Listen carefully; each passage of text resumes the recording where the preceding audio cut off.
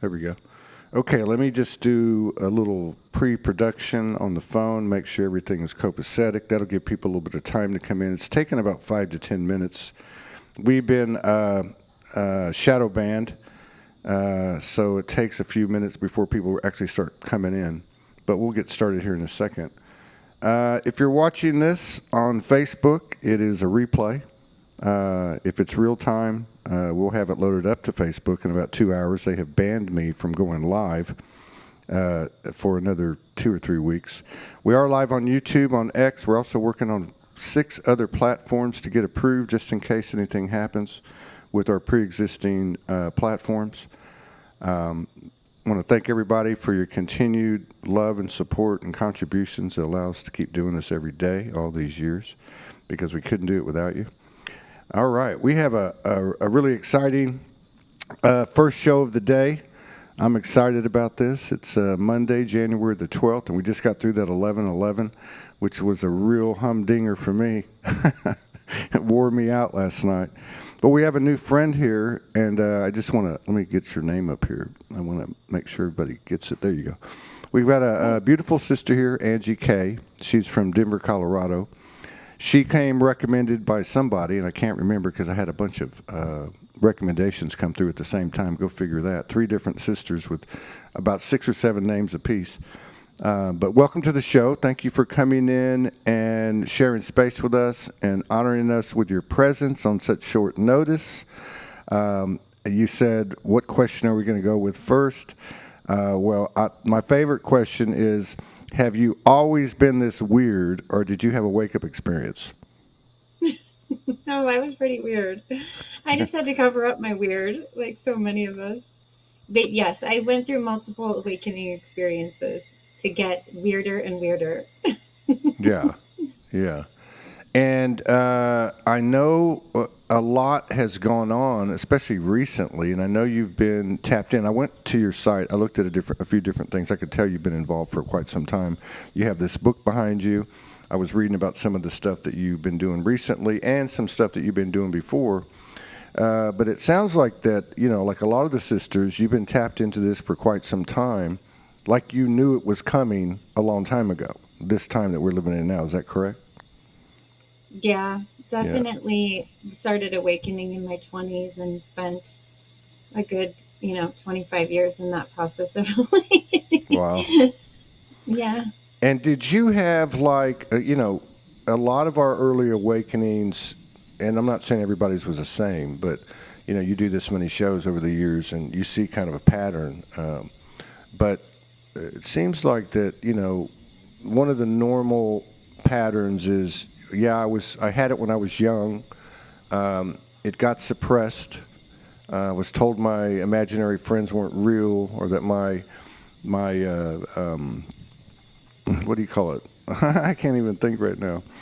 But my abilities, the premonitions and prophecy and just knowing things was weird and it wasn't right. The imagination was suppressed, and you kind of go to sleep or you try to fit in, which was something that didn't work for any of us.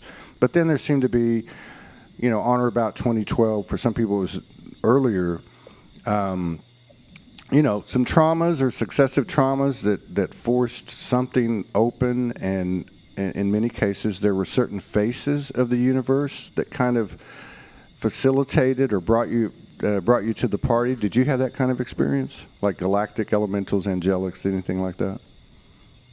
Definitely. Yeah. Yes. So I think my early 20s, I was super exploratory. I loved everything metaphysical. As soon as I got out of my house, which was very Christian, I wanted to explore everything metaphysical, like all the books, anything I could get my hands on. I was super interested. I lived in New Mexico, which was really spiritual. I felt like I was an art student in New Mexico, and I just felt so connected to spirituality. And then, yeah, I started to suppress because I felt like, oh, I need to become an adult. I have to be serious.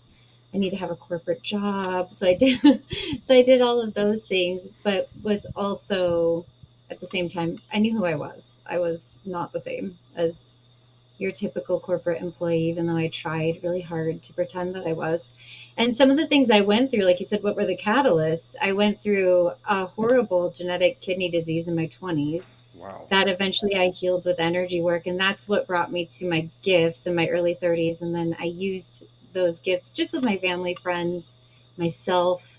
And then I had a dream where my deceased aunt and grandfather came to me and told me it's time to put away old things. They showed me a time capsule. They said, time is not real. You're not too late.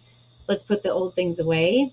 I came out of that experience and immediately started studying my first, big thing that I decided to spend a lot of money on, a big program. And I got going in my coaching, got going in, it was hand analysis was my first program.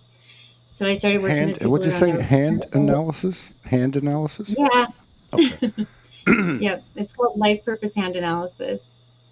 Okay, let's go back a little bit. This is very interesting. So you had it going on. You started diving into metaphysical books and such, and so and you had some things going on. Oh, this I say things going on. That's an understatement. So you had this genetic disorder, and I'm sure that you must have been exposed to Western medicine or processes or whatever treatments, but you developed your own energetic healing modality for yourself. Is that what you were saying? I guess over time, more recently, I've done that in the last 9 years. But at this time, I was studying Reiki and, just other modalities that were available to me at the time. So I was taking courses, manifestation courses, things like that. So kind of putting pieces together. Hmm. And then through mindset, through energy work, through working with the chakra system and everything, I was able to heal out of that. I was taking, it was like between 11 and 13 pills a day, depending on the day, to Hmm. maintain Yeah. myself in that kidney condition. And within 9 months, I was completely off of all the medication. And then, of course, the doctors wanted to put me in the hospital and observe me. Yeah. And I said, are you going to pay me for that? Because I'm fine. So Right. I'm not doing Yeah. that. That's if I, this is the kind of information that you don't see on the mainstream. There's a lot of different streams within the transformation that people go through. If you want to call them light workers or star seeds, I mean, I don't think the labels really apply. It's a transformational thing that happens on an individual basis. But we don't see a lot of talk about it. You see these things that are treated as aberrations, like near-death experience, out-of-body experience, personal healing. And the reality is, everybody can do this. so, so this is fascinating. So you went through this period. You essentially, through different things that you came about, but overall through your mindset and through your lifestyle, you got off these pharmaceuticals, which was my point, because I know so many people that have been on for much longer than that too, that just came off of it, which is amazing. And they had the same reaction. They either wanted to put them in the hospital to observe them or put them in the hospital to keep them tucked away, like in the psych ward. but so, so then you have this visitation from your grandfather and your aunt, and they tell you, put the little toys away. It's time to go to work. Yeah. Did you So that was know around a decade ago. that was how long ago? A little longer, maybe 12 years, 12 10 years to ago. 12 years ago. Hmm. So around 2013, 14, in that period, and when everybody kind of started taking off, or things started to take off, and more awareness was going on in these light worker groups and empath groups and starseed groups. So did they give you direction and guidance as to what that was going to be, or are you like most of us, where they said, here's a few pieces, you got to go figure it out yourself? Yeah, it just felt really profound. So then I went to a medium, like a local one in Denver, and she just really helped me to communicate with them because I really wasn't at that place yet where I knew that I could do that myself. So she communicated with them and helped me understand what it was that they were saying about, time doesn't exist. So basically, and I already knew that just from my love of metaphysics, but what my grandfather was trying to say is you're not too late. You think you're too late, but you're not too late. So I think I thought, well, I'm so far deep in my career, I'm making good money, there's nothing I could do. I can't live my dream of being a healer or coach or anything. And he was trying to say, you're not too late. There isn't Oh, any heck time no. anyway. Heck no, you weren't too late. It didn't happen to me till I was 49. It's not. Yeah, that's awesome though to have those emissaries that you were familiar with to come in and help you. And so then you follow a path of where you start developing your practitionership and you're guiding people, coaching people, energy work, that type of thing. Is that yeah? Yeah. So that's when I started. And it felt like a mountain. I had so much trauma. I immediately started doing EMDR therapy because I knew if I was going to help people, I had to release all this trauma that I had. So I started that process, What is which I felt like what is EMDR?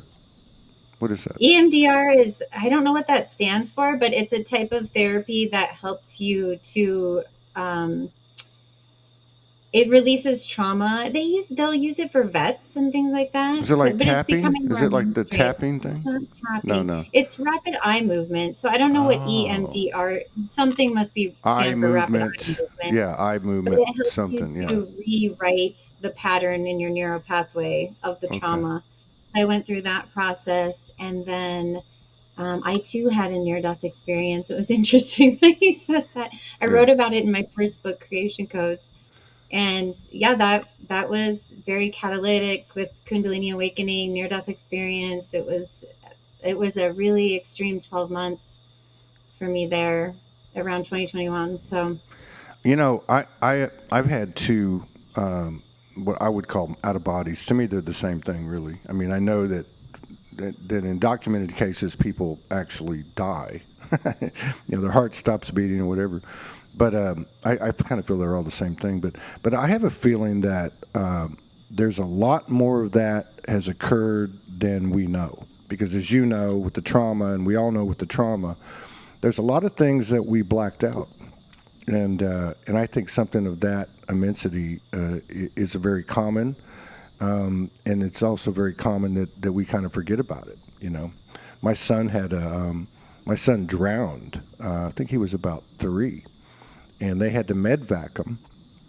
And I went to the hospital to meet the helicopter and go to the unit, and it was a very vivid experience. And I remember walking into the room because I thought he was gone from what they had told me on the phone. And I walked in the room and I heard him screaming. And so it was a very beautiful moment. But the thing that I'm connecting this to is he said to me, "Dad, I jumped in the pool. I wanted to be like the big kids. I jumped in the pool. And the next thing I know, I was rising above the pool, holding the hands of an angel and looking at my mom and this lady pulling me out." And the crazy thing is I asked him about this 3 or 4 years ago, and he doesn't have any memory of it, none. And he was at least 3.5. He may have been 4, so maybe even 4.5. So I think there's a lot of people that don't remember these things, and a lot of the things that were deemed paranormal or psychic or weird or whatever are very, very common to us. So I think it's interesting to hear the stories and stuff. What happened in your near death? Do you recall? I do. Yep. I was very, very, very sick. And all of a sudden, I just felt my body shutting down. And then I remember Mother Mary being there. And she just said, "We're changing your blood over." And then I was really scared. And suddenly I started coming back online. And I was never, ever the same again. It was a really intense experience. I had to go do a lot of therapy after that experience. Emotional? I think you cut out. Yeah, I missed the question. Did you? Would you repeat it? That's okay. Did you? I think that's interesting. Did you have to go to through the therapy for mental and emotional reasons? I did because it was like I changed so fast after that. I just wasn't at all the same person. Mm. And that's when I started writing books. Like everything changed so fast. I wasn't me. Yet here I was needing to act like me for the people who knew me. And it was extremely challenging to go through that. And so I needed a lot of therapy to understand. I had to do multiple different types of therapy to get through that time period from, 2022, around there, to move through that process, and Wow, that was just to get recent. okay with the fact that the person I was gone, and I Yeah. couldn't bring her back. Yeah, of course. Yeah, I feel like that, and some of this I know, like from my own personal experience, at least the first one I had at 37, that these were what people call walk-ins or upgrades, where you have a Mm-hmm. bigger aspect of yourself come in. I didn't actually know Definitely, this that's what it till, was. I didn't even actually know this till like a month ago, and I was having like this life review thing. I think a lot of people are going through that right now, and it showed me like this is actually what happened. That was an exit point, and that's where you Yeah. signed up. And I think that's what happens. We get up there or wherever we go, and we're like, I don't know about you, but I was like, man, I don't want to leave here. This place feels fantastic. All you feel is love and peace. I'm like, no, no, no, you got to go back. I always thought they forced me to come back, but I think we decided to come back. I mean, I think that's kind of how it works. But I think this is important too because it's a not. We know this is not a linear experience. We know there's a quantum and beyond quantum effect here. Where time is not what we thought it was, and I believe there's a lot of people going through what you've gone through. So to be able to hear that, hey, because you do question yourself as much as you change and everything. I mean, this is why I find it very intriguing that you went through therapy by your own volition, because that meant you were aware, you were self-aware, regardless of how crazy it was shaking up your life. But I mean, I think this is important, and it's not something to be afraid of, because just because some of the therapeutic processes might not be traditional or might be traditional, and the fact that people will question themselves, because I don't know about you, maybe this was a period of time where the change that you had, the change that had occurred within you became very noticeable to other people, particularly family, and a lot of the people that are going through and have gone through what you're talking about, they become estranged from their family. They become like a leper. Mm-hmm. And so that's a lot of weight to carry too. So I think it's really good in your story, because you have that early thing going on, and then you have this happen in 2022, which I think another important point is we don't just kind of have these experiences once and then you're awake. Mm-hmm. They keep coming back, and they keep coming back, and they keep coming back. So what's it been like for you since that? So that was only 3 or 4 years ago. What have the last 3 or 4 years been for you? Because I know they've been very transformational for the masses, really. I mean, as Mm-hmm. of that's kind of the tail end of the COVID thing. Yeah. Yeah. Yeah, it was 2021 when that happened. And then coming out the other side of that, I did the therapy. Like I said, I went through a Kundalini awakening shortly after that. Didn't know what was going on there, and had to receive support for that from the people I could find. I worked with a monk, had a ton of help around that, just to because the energy was coming through so strong, and I needed help to balance it so that it wasn't just overwhelming my entire day. So then I got help with that and support, and then did some therapy around just the fact that it's like, you understand this with when you go through whatever you want to call it, a higher aspect comes in, you release a lower aspect of yourself, whatever, you there's that grief, because it's like you're grieving your own death. So I had to go through this massive grief. And then my husband, he was watching a video, and I was trying to explain to him about whatever you want to call it, a walk-in. I tend to think of it, since there really is only one soul, it would be like a spirit, right? On a spirit level. So my husband was watching an old video, and he said, "I believe you." And he was white as a ghost, because I was speaking in the video and my voice was not my voice that it is now. And he said, "I 100% believe you, because your voice is not the same." Yeah. Yeah. Yeah. And I don't know what it is either. I mean, it's kind of hard to pinpoint, using words. I had from like the age of 15 to 50, I had about 150 to 200 grand mal seizures. And as I reawoke at 49 and started to be able to, tap into the different things and with the wider awareness, I would always ask about it. And even that explanation was multifaceted. But eventually it kind of came down to something that might be said like, we're so big. We're so big that when you try to push all this stuff into this dense physical corporal body, sometimes there's things that happen and that we might call of a medical nature or a psychotic nature, that type of thing. But yeah, I get what you're saying. The other thing is, now I've talked to a lot of people obviously over the years. I've had my own experience when it comes to the Kundalini. And a lot of the experiences that I've heard are very different. Sometimes it's a very quick, maybe something that happens within a 24-hour period. And yeah, you're changed, but the energy itself's kind of gone, or so to speak.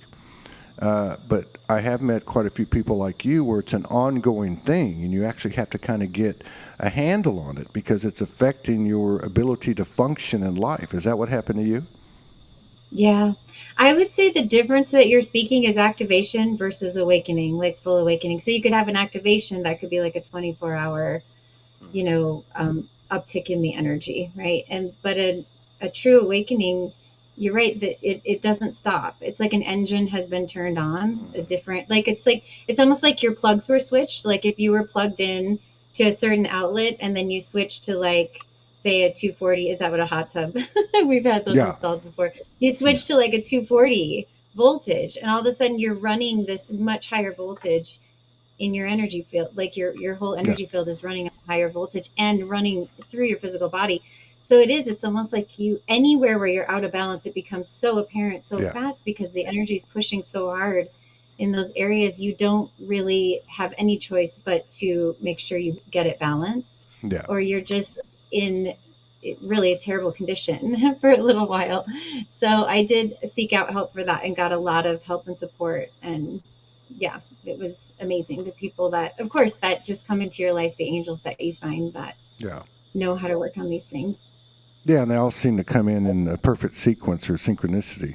And you're right, there's mental, emotional, physical. I was referring more to the physical because I've met people that have had the Kundalini energy continue on for weeks, and and they're like, oh my God, like they're walking around in an orgasmic state and they're trying to just function. It doesn't stop.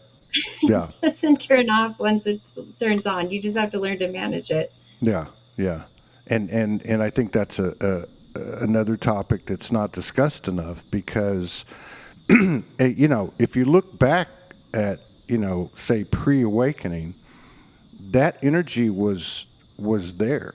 I mean, it would show up sometimes. Many times it would show up in, let's just say, a sensuous scenario, or a scenario where you see someone very attractive or you have a conversation, oh my God, and you feel it, your sacred sexual energy and the core. And and I think, of course, that was misappropriated and that was all programming and, that type of stuff. But yeah, it's a big issue, and I feel like a lot of people are coming into this now. At least that's been my experience, where people will write in and send a message or an email, and they'll be like, "Oh my God, I thought I was the only one. I didn't know there was other people like this. I thought I was crazy." And I don't think that's the case. I think it's actually the norm. So it's really, I think, important to have these conversations. Now, you mentioned this first book. Now, was the first book, a lot of the people that I've talked to over the years, they'll write a book initially, and maybe more, but they'll write a book initially, and it will be about their experience. It'll be from, hey, I was a normal person, and then all of a sudden, boom, all this stuff happened, and through that story, there's obviously a lot of code that can help people to turn on the code within themselves. Is that what your first book was about? Definitely, yeah, about the healing journey. And I wanted to write it because, like you said about Kundalini awakening, it's so misunderstood. And even to your point around the sexual energy, it's so much more than that, right? It's our life force. It's a creation energy. And so people do misunderstand it just as being sexual energy, but that is source energy, right? Like there's no differentiation. It's just we differentiate it as human beings, but it's source energy. It's creation force energy. So it's to be used for creation, right? So Absolutely. then I wanted to clear this up, so I wrote the first book, which is the subtitle. So the title is Creation Codes: Rise of the Goddess, Navigating Spiritual Awakening and Kundalini Energy. Just because I feel like you said, so many people are navigating that energy and they don't know that's actually what creates awakening. Is that energy is what's causing their awakening, and they have no idea that it's even related. Like you said, like people get different sensations of it. Sometimes it's just pure electrical, right? Like it's just a total electrical feeling. Sometimes it's a sensual feeling. Sometimes it pushes a lot of emotion through. But it really is what's causing, like it's the driving force behind awakening. So that's why I wanted to write the book, to tell people, listen, this is what's going on with your physical, mental, emotional, spiritual bodies. And so yeah, that's it. Just I too felt like it's just glossed over. It's just Yeah. not talked about enough. Yeah, it is. Well, and then with the distortion, I mean, the way this whole realm has been set up and everything flipped upside down. I mean, the root of our power, no pun intended, is that sacred sexual energy that originates, at least in the physical, originates in the root. And of course, with the sexual distortion and programming and fuckery and everything that's gone on with that, yeah, it's been misconstrued. I totally agree with you. I mean, early in my awakening, I figured out that creativity, which is / sacred sexuality, spontaneity, whatever other words you want to add to it, because it's not just one word really, but it's really applicable in every moment.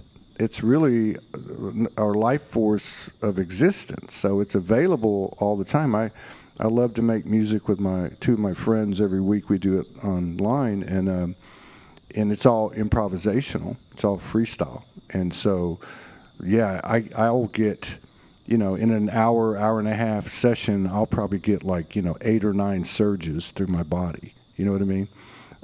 Yep. Which is incredible. And then, of course, obviously, this can happen in connections, romantic or not, even, or even with souls that are not human. Like a what we call pets, or whatever the case is, or even an experience out in nature. So, yeah, this is a big one. That's a really big one, and I feel like that, there's been a lot of evolution collectively through the individuals since 2012. And again, some much longer before that and some later. But to me, what seems to be happening now, I'd like to get your thoughts on this, because you are feminine and you've been tapped in for quite some time.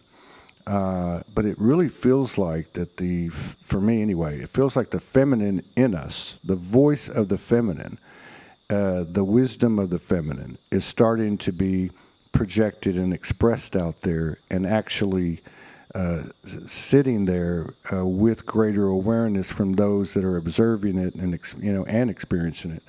Do you feel like that the feminine energy is on the rise? I definitely think it finally is.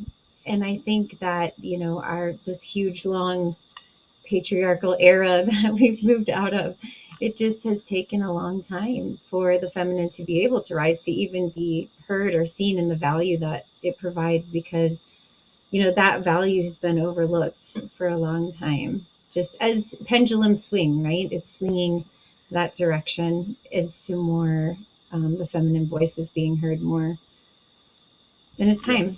Yeah, I And agree. that's why my books Yeah. were written. It was Yeah. for that. Yeah, I agree. I think it's to me there's been so much emphasis put on the narratives, you know, the conspiracies, the premeditated BS or whatever, right? And, what's done is done. I think the emphasis is starting to shift to the actual tech or the code, the wisdom, and of course, it's been on the feminine side of us that's been suppressed. I mean, that's very easy to detect. It's also very easy to detect who's been leading the charge, because if you look at the demographics of communities like Soulogy, it's, when I started doing this in 2012, it was 95%, 5%. Now it's about 75-25 or 70-30. So there is, then that's another element that convinces me that the feminine part of us, or the energy of the mother, whatever you want to call it, has really anchored fully, because you're starting to see this greater, even I would say suppressed expression of our true masculine is starting to come out as a result of her stabilization, or her ability to start doing what she's doing because she's safe now. Well, it kind of flipped, because now he's safe. Now he can come out and say, okay, well, that wasn't me. We were all, kind of hostage or slaves to that system unconsciously. And I guess that's really what this awakening is all about, is starting to make conscious decisions on, what serves you best equally serves me, equally serves the collective. Some people call it the Trinity. Now, your second book, is this your second book behind you, or is this third book? Yeah. Second book. I need to change out that banner from my book launch. Every time I get on, I think, oh, I want to change that. But I've left it up. Yeah, that book launched in May, got a CEO, and it's for spiritual entrepreneurs. And it's really learning how to build wealth and business from the feminine versus from the old ways that we've been taught. So of course it's integrated. Of course it's masculine and feminine, but it's not that push and force masculine energy that so many business owners, we were taught all along, like, this is how you do business. And so this is about building wealth from the feminine perspective. So that's why I wrote it, for all those spiritual entrepreneurs out there. Yeah. That's nice. That's nice. And it's right. You've been in the corporate world. I was in the corporate world for many years. And it was very much I worked 6 to 7 hours a day, 16 hours a day, and you get to the top and you find out there's nothing there. And it's really, there's no integrity. It's just a bullshit system. So it's interesting that, because I've run into a few that have written books in kind of the same subject. And your explanation, I think, is the best one I've heard.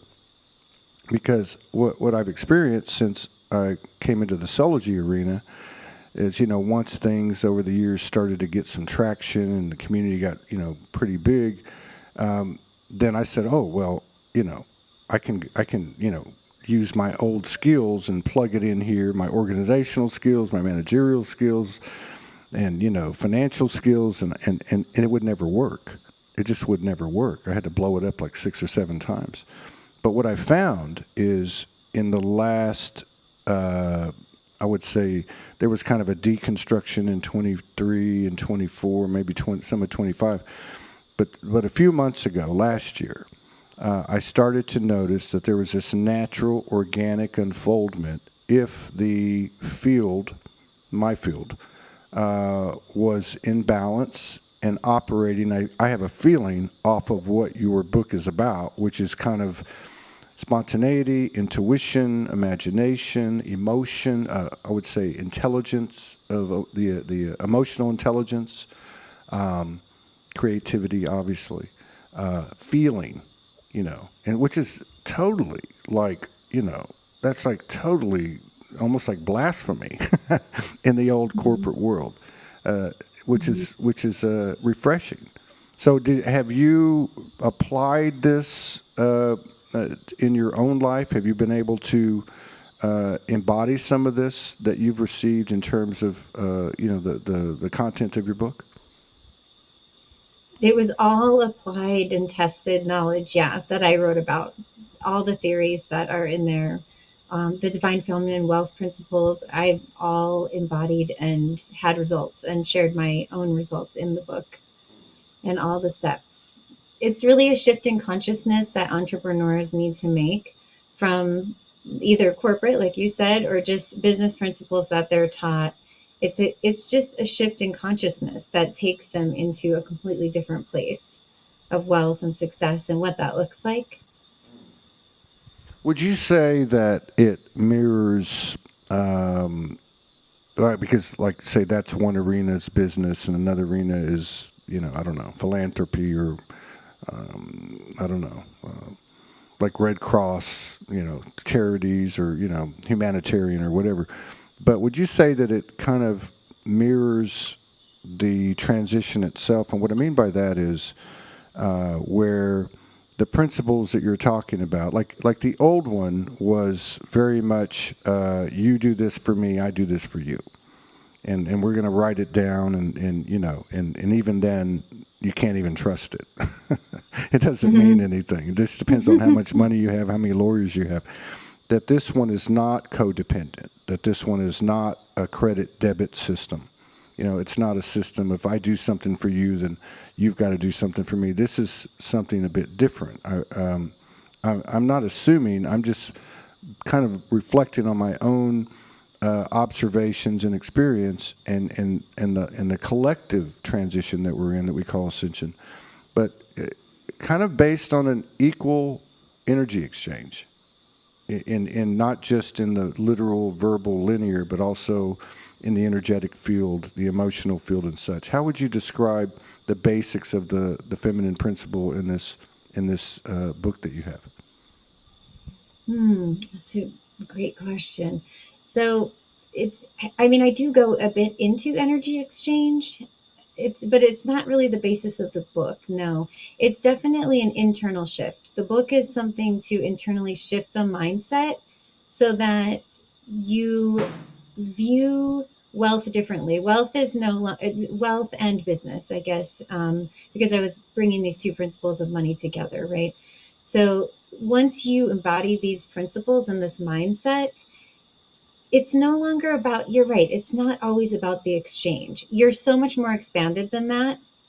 It's like your field is so expanded that it's almost like, the way I describe it is you're working for the universe, right? You're doing something over here.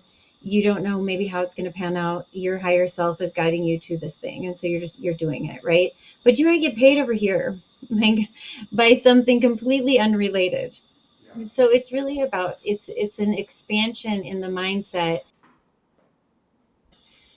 exchange situation. It's more like you're putting these seeds into the field, and they harvest at their own time, but just in different places, and you're constantly taken care of, and you can create a much higher level of wealth than the old way that we were taught, which was every exchange comes from the exact energy that you put in. It comes exactly from that place. It's very limiting. Yeah, and I agree. exhausting. Yeah, I totally agree. And I've been on that track since early Soulogy. Well, I mean, because it was basically living out of a suitcase, and working off of contributions. And it took many, many years. And there was a conversation being had, a communion being had, and that was the bulk of the message was, you're serving in the Trinity energy. Do you like what you're doing? Do you love what you're doing? Do you refine it? Is it engaging? If you're doing it for money, it's not going to work. You're doing it. I call it abundance, is the way I've kind of received it. Like, the abundance frequency isn't just money, and it's not just material possessions. It's actually a field of energetic harmony that you're kind of walking in, and it's also very contagious. But I've noticed this, and what I've noticed in the last, because I kind of took like not a hiatus, but we dropped from about 65 or 70 shows a month for quite a few years, dropped down to 10 in the summer of 23. Although I was producing a lot of other people, but me personally, I wasn't. So I started back up in May, and because the volume had gone down so much, the algorithms had gone way down. And so I was like, okay, what am I going to do here? And they just said, just put your stuff out, put your stuff out. And I think that one of the key elements is what you said. If I approach my day or my week, or let's say I could do 10 shows, 12 shows, 15 shows this week, and I'm doing it in the frame of mind that I love doing this, this is my purpose, you know, and it's engaging, and I'm present, and so on. It could just be one contribution come in that's, you know, of a let's say a high amount, or it could be 20 little ones that come in and create the same volume of dollars, if you want to put it in that respect. But you're right. It's just like you said, like you're working for the universe, and you know it will be reciprocated, which I feel like that is another characteristic of our transformation. Is we didn't know that everything we were doing was being reciprocated. What goes around comes around. Now we're conscious, and we can consciously, with integrity and devotion, you know, and fortitude, we can put this energy out, because that's what it is. Your book is energy, your teachings are energy, this show's energy, and it's reciprocated. That feels like one thing that's, and you've been doing this, you know, that was 9 years before this happened with the out of body. So that's a long time. Do you feel like that the return or the reciprocation in 2026 now, 2025, 2026, is much quicker than it used to be? Does that resonate with you? Yes, I feel like the uptick in speed probably came for me around 5 years ago. Things started to accelerate. I think that's when it happened. If I'm thinking back on my timelines, you know, and then when it started to come, it was kind of like waterfalls of abundance, right? And then, you know, maybe some pauses for integration, and then more waterfalls. Yeah. That seems to be the integration thing seems to be part of our lifestyle now. I've noticed little things too, like you know, because I'm a one-man show, so I can't do everything as it comes, because you know how it is. You'll get a big block of this, and then it'll integrate, and then, you know. So I noticed that I'll have, you know, like say a week or 10 days, and I'll have I keep the notices on my email when somebody makes a contribution, and I leave it unread, so it's bold, and it's really all I have in my email, unless I, you know, put it in the trash. And then at some point, you know, when I had the time, I'll go in and write thank you notes for each one of them, and it never fails. It seems like as time goes on, every time I do that, when I can do it without force and when it's comfortable, like I'll probably do it the next day or two, and there's probably like 10 or 12 of them from, you know, say a couple of weeks, I'll go in and do that, and it never fails. Like I'll go take a walk, and by the time I come back, I've got 2 more just were sent. It's like the universe is saying, here you go. It's not that complicated. Yeah, there's galactic, and there's angelic, and there's elemental, and there's cosmic, and there's the stars, and all the things that we kind of know and don't know. But this is kind of a basic human, you know, crossing the T, dotting the I, and the universe is speaking louder and louder. And I don't think it just applies to our vocations. I think it's applying to our lives, you know, really. Yeah. I mean, I'm talking to somebody whose voice changed, who's written 2 books, who's had the medical thing, whatever that was, 13, 14 years ago, has this other thing happen 2, 3, 4 years ago. And you're also in a partnership through this whole thing, too, it sounds like. Because you had mentioned your husband said you are different when he saw that videotape. So there's an evolution. There must be an evolution in that relationship as well, like all the way around. We've had to go through a lot. Yep, we're definitely involved into a new phase now that we've been in since May, and yep, navigating that. So more to come on that later. We're keeping that low key. No, I don't blame you. I am too. Actually, since the same time. I started to hear the message in mid-May, and then June 1st there was a separation, and at that point I decided, this is because we were very public. I said, from this point on, we're going to be very private. We're just going to keep everything to ourselves, and people want to ask, then they can ask, but they're not going to get an answer. That's between the two of us, right? That's interesting. You say that it changed. We're very close. Yeah. We're very close no matter what evolution we've been in. Yeah.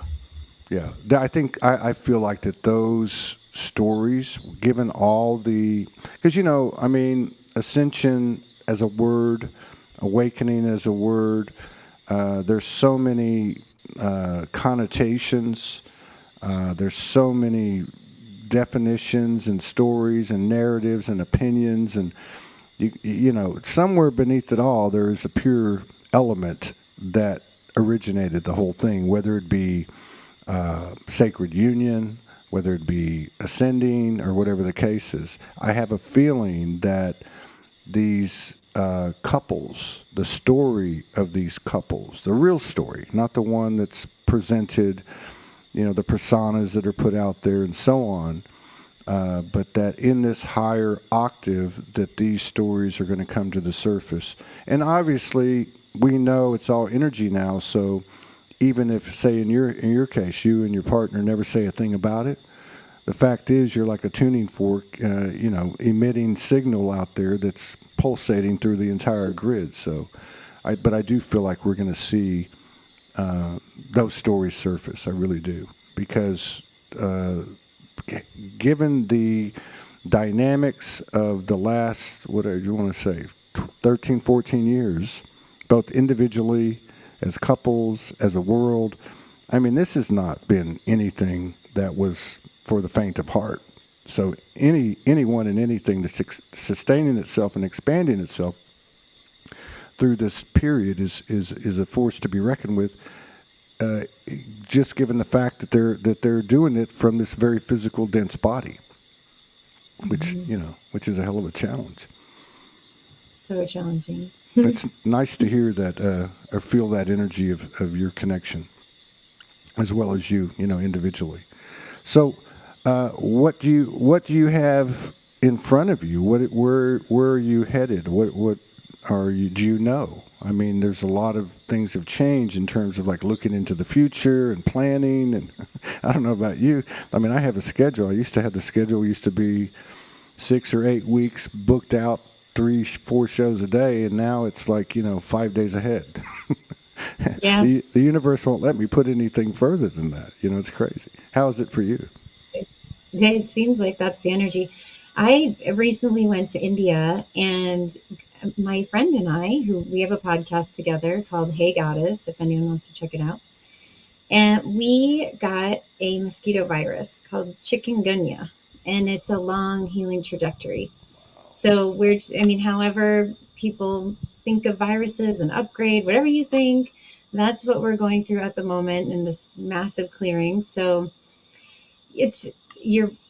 you're right on with the 5 days in advance. I really don't know. Each day is so different right now. And so I'm just moving through this. And when people ask me how I'm doing, I just say I'm getting 1% better every day. That's what I can commit to right now. And so I have my group of women that are amazing, the Goddess Society, and I have multiple different courses in there. So I teach Akashic Records. I teach working with your angels, guides, your higher self, all of that. And we do a lot of intuitive processes. I'm a law of attraction coach, so we do a lot of manifestation.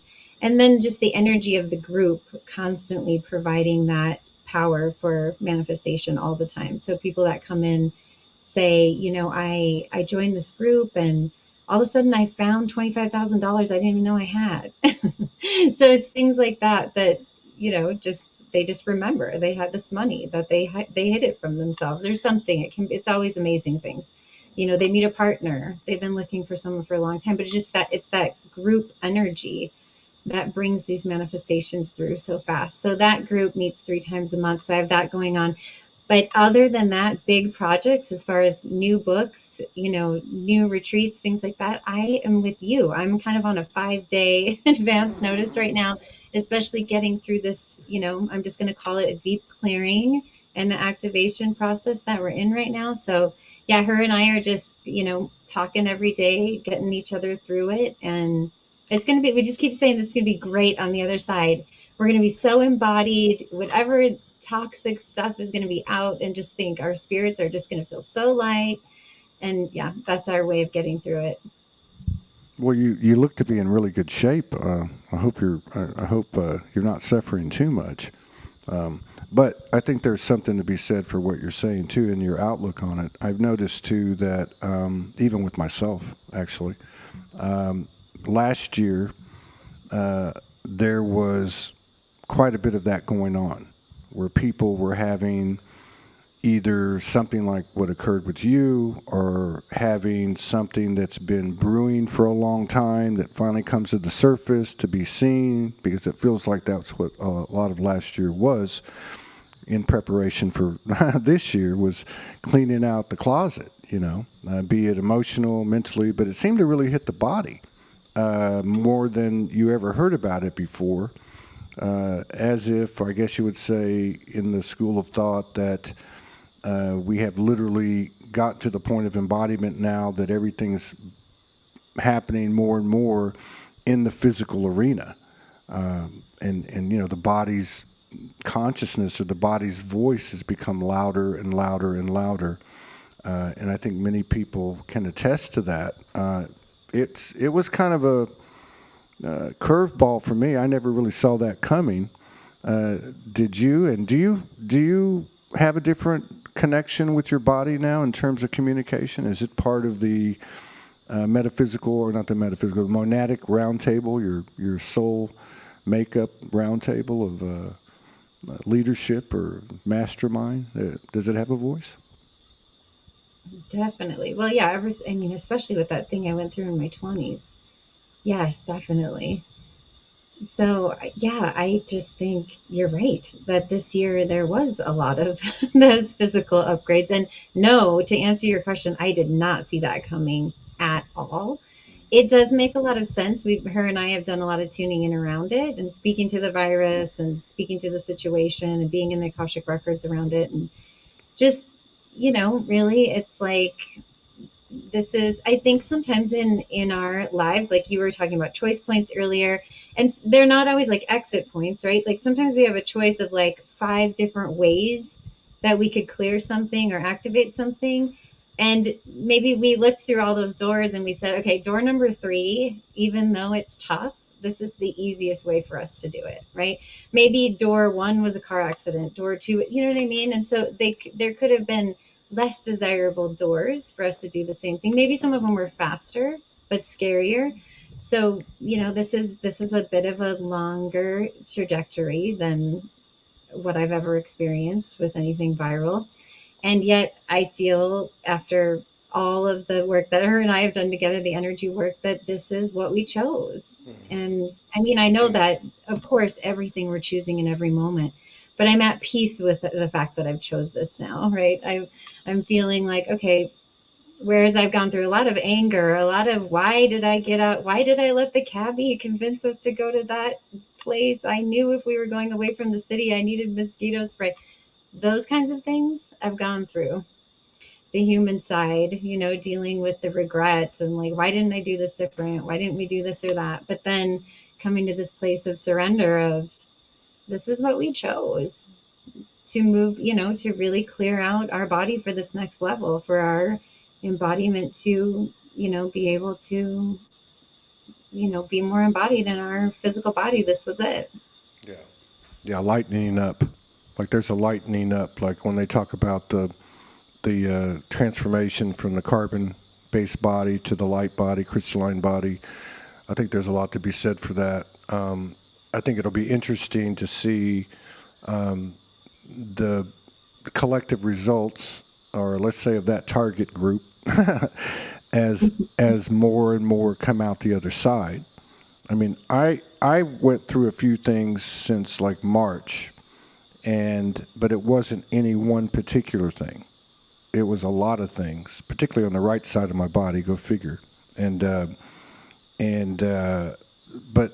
if you combined them all, yeah, it's very obvious that this is, yeah, I did this and I did that and this happened to me and that happened to me, and then eventually that externalization and you might say the unbridled emotions kind of calm down, and you start to say, hey, this is an internal process, and I know even though it's a very physical that I feel in my human, I'm getting enough messages from my body, from my soul to tell me, hey, you're being kind of wrung out like a towel. We're going to wring you out because you guys are about to get jiggy with it. Like you're about to really get to work. And I kind of feel that's what's happening. I feel like that we've all been through a lot. That these particular group of people, and that if you look around at the craziness and the distortion, not that that's really a factor in our lives that much anymore, but everything that's being put out there, there's a lot of people that are going to go through the things that we've gone through, and probably go through them a lot quicker, and probably a lot won't make it even. I don't know, but I feel like our job is, our calling is to just continue to sustain and expand from what we've been doing, just exactly what you're doing, you and your friend, really. I mean, there's no doubt whatsoever, like you were talking about, hey, we just keep saying, well, when we get to the other side, it's going to be great. Well, yeah, I have a feeling when you get to the other side, they're going to be like, hey, put your boots on and get going. It's not going to be like time to rest or anything. I think that'll come later. Yeah, and they'll be like, here's book number 3. Yeah. Sit down. Yeah. Yeah. Well, I mean, this is, there's so many changes that have happened. It seems like COVID really accelerated things, which is always interesting, when something is premeditated in, let's just say, a nefarious way, how the paradox always comes through. There's always a yin to the yang.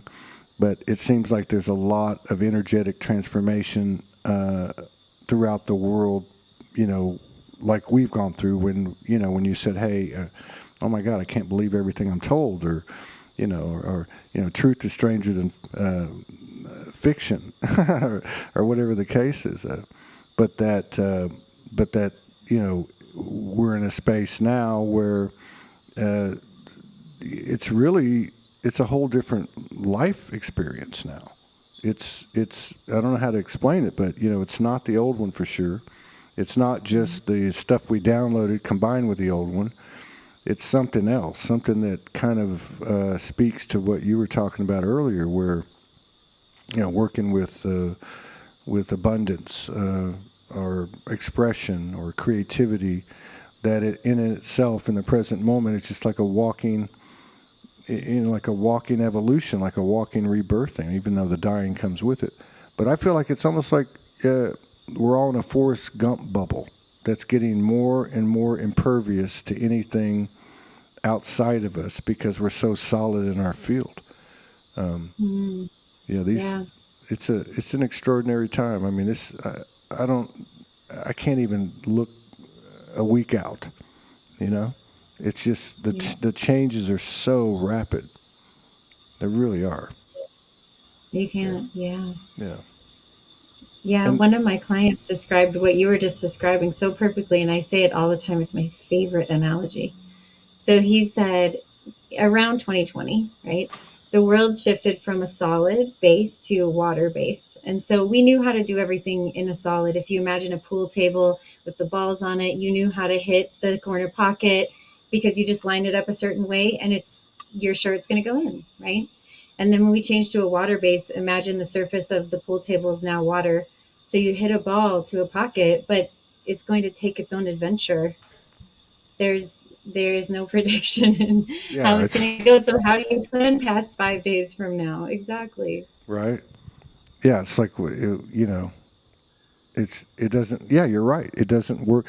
What I got was, what was it? The solstice of 2024. Like, 2024, then that was the end of that 12-year period. that people talked about, the Mayan calendar, right? And so after the solstice, about 5 days after, I could feel the change. I was, what's going on?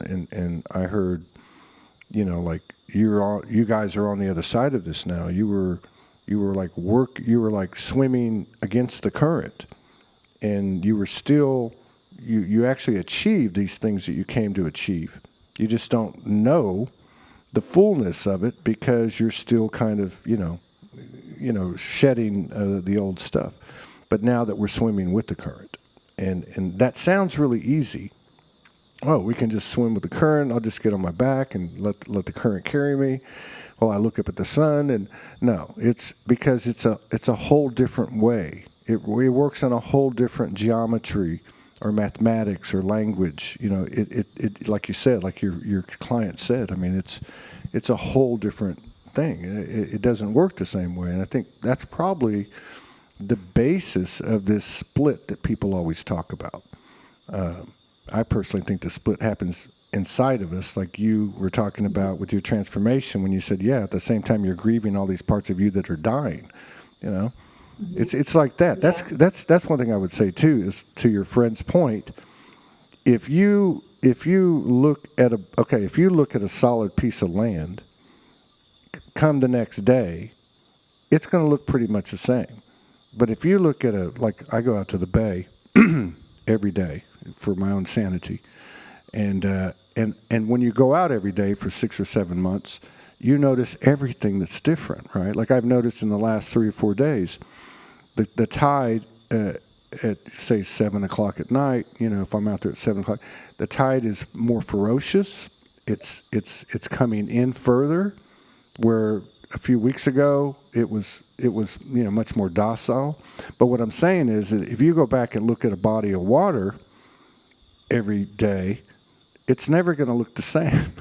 There's always going to be something different going on. So it's like anything that we learn today, like what I picked up from you, like code from you, and it's a higher truth. I've reached a higher truth, a higher awareness, higher understanding. But when I wake up tomorrow, it's like one of those Etch-a-Sketches and somebody just wiped it all out and you're starting from fresh again. Although you still have the experiences and the remembrances. But yeah, it's like you can't be concrete. I like your client's metaphor. I like it. It's not concrete. It is water. It is plasma. It's viscous. It's not to say there's not some straight lines in it, but it's not all straight lines anymore. Mm-hmm. It doesn't work that way. So, but yeah, that's a great metaphor that they came up with. Yeah. He's pretty brilliant. I love that one. You keep blacking out on me. I know. It must be my internet. I'm it's so sorry. energy. No, it's energy. I've been doing this too long. It's energy. The energy. Yeah, it is. Absolutely. Well, I want to thank you for coming in. It's been a pleasure to sit down with you. Now, where can people find you? I'm assuming you probably have a website where you have all your stuff at, because you've got quite a bit of stuff in your toolkit. Where can we get in touch with you? So my website is angiekay.world. And then my 2 books are Creation Codes, Rise of the Goddess. This is on Amazon. And Goddess CEO is on Amazon as well. And if you put in author name Angie Kay, I think everything comes up under author name. Sometimes that's easier. AngieK.world, right?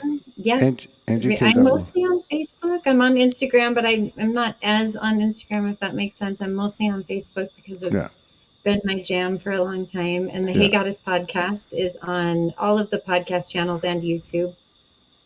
Hey Goddess podcast. Yep, with an exclamation point. Hey Goddess.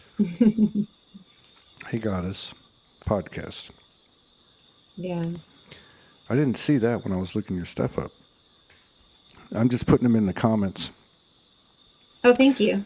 Yeah, no problem. Well, maybe we can do this again sometime. Maybe we can touch base again and see how you and your friend have turned out on the other side of this thing that happened. Blessings are burdens and burdens are blessings, right? Yeah, I would love to. Definitely. Yeah, that'd be all right. Yeah, I'll be in touch with you, and if anything happens and I don't see you on this side, I'll see you on the other side, or both. You know. So you take care in Denver, and Definitely. You too. blessings of peace, grace, and love to you and your husband, and your family, and your friends, and your endeavors. And I'll see you. I'll see you next time. Okay. Okay. See All you. right. Thank you. Blessings. Thank you, Angie. Bye bye.